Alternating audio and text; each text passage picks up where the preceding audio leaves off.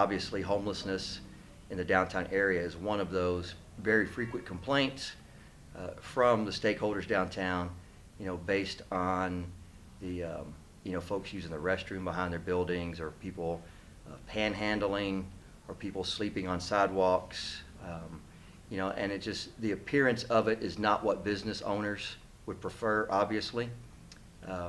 However, in a city of 1 million people like Austin, the only homeless shelter available is the Arch at 7th Street and Natchez Avenue. There's no other place in the city that a person who's homeless can go to. There's no other emergency shelters where they can go to, which is why you see them living under bridges and encampments that they create all over the city.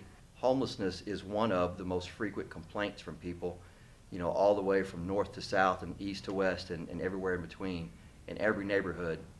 But in the end, the problem is lack of space for people to go. On a given day in Austin, there's about 2,000 homeless people every day in the city.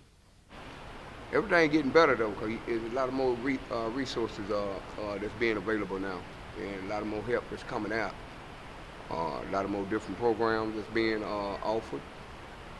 You just got to be able to move around. You got to be mobile, and make the appointments to where they send you to. Wherever they send you to, you got to be able to go there to solve your homelessness.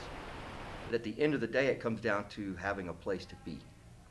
And it's very frequent that our officers get the complaints of the homeless camp behind the elementary school or at the library, and we respond to that camp and we tell people they can't be there where they are in that camp, but we have nowhere to tell them to go to.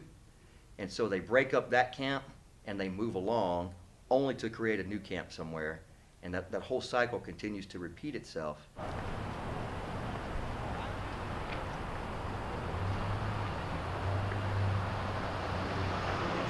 If you had to point to one thing, honestly and truthfully, that led to you being homeless, what would you say it was?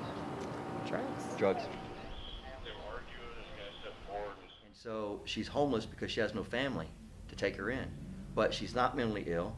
She's relatively healthy. She's in her late 50s. And so Brenda was sleeping on the sidewalk, between the sidewalk and the Salvation Army, for the safe sleep. She could at least be in there at night, back on the sidewalk, hanging out in that environment every day.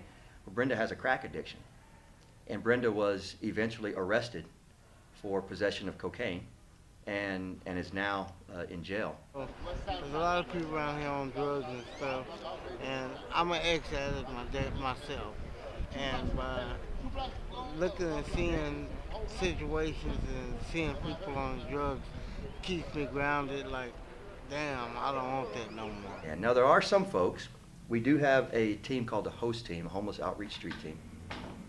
It's just based in downtown. It's very small, and it's a coordinated effort between the police, Austin Travis County EMS and the paramedics, and Integral Care and their mental health workers, and case managers, and together in that team, everybody plays their own part, with the goal of being to make connections with homeless people on an individual basis, work with them individually to try to figure out what their needs are to try to get them off the streets. If that shit, how you do? I'm standing on Friday. That don't look good. Damn. It's showing all your grades and shit. My girlfriend likes it. Shit, keep it on in there. All right. I'm gonna shave it on Friday. All right. Other folks, they good officers like yourself. Yeah. They come down and check on us. Yeah, right. Make sure that we still breathing. Yeah. You come through a lot. I do. Well, when people ask me all the time, what can I do for the homeless, I tell them, just be polite. That's right. Treat them with respect. The same way you treat anybody else. There ain't no difference. You put a smile on a person's face, man, he can go through the rest of the day. That's right. The majority of homeless people are some of the nicest folks you ever want to meet. They come from backgrounds and have challenges that you and I are lucky enough not to have come from or deal with. And so because of that, they're in a very vulnerable situation, and the majority of them are just doing what they can